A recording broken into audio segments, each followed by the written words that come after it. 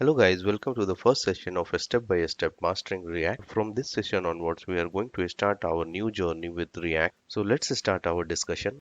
So what actually the React is? So in a simple term, I can tell that React is an open source library which we use to design the user interfaces. This library is being designed by the company called Facebook. There are certain important points we must have to remember prior to working with React, and the points are: React is not a framework. It is just a library that's main purpose is to design the beautiful user interfaces. So as it is a UI library, so that means we can use it with any of the technologies as well as the frameworks. You can use React with Angular, you can use React with Vue.js. If you are not aware about Angular and Vue.js, Angular and Vue.js is a JavaScript framework that can be used to design the web applications.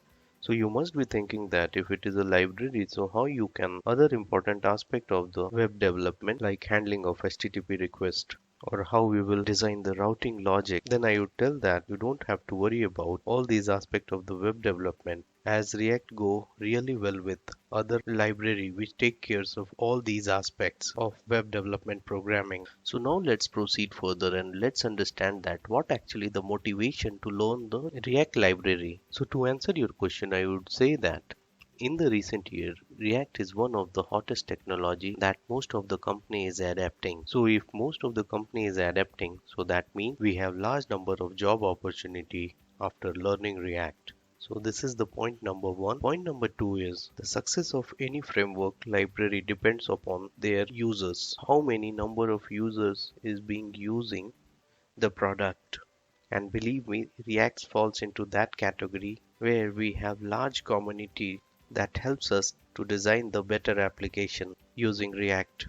So that means whenever we got stuck somewhere in our designing or development of web application, then we can easily reach out to those forum to get the answers of the question. So now we get enough motivation. Let's understand that what actually the architecture of React. React is a component based architecture, so which basically breaks down the application into smaller components, and each component performs their respective design tasks. So with the help of this component based architecture, we can easily design any of the complex design in a simple manner.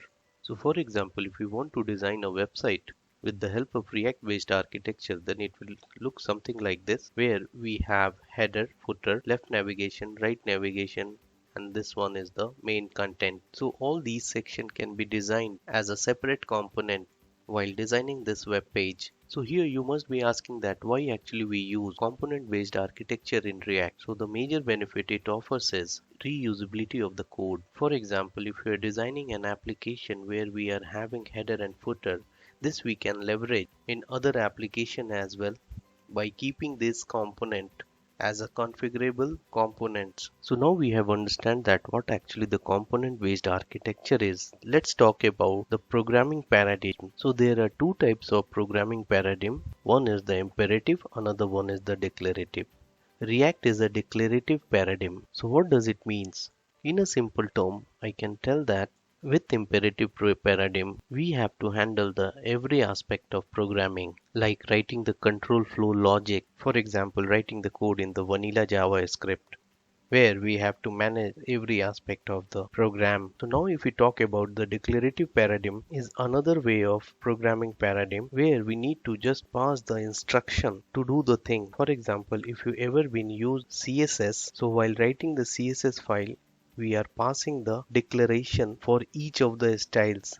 That is a declarative way of programming. For example, if I want to color my div, I can specify that ID of the div along with the style, and remaining thing we will leave to the browser. What browser is doing under the hood, we don't bother about. How we are applying red color while providing the declaration for color as red, we don't have to bother about this. So reactive programming falls into the same category where we need to pass the instruction in the form of JSX declaration that we will learn in upcoming session. Don't worry if you are not understanding about these differences. After finishing this course, I will assure you that you will understand that why React is declarative programming. For a time being, just remember that React is a declarative programming paradigm which ease our work and abstract the inner detail. So on this note, I am stopping over here. In the next session, we will talk about tools required for React development. So see you in the next session. Till then, bye bye, take care.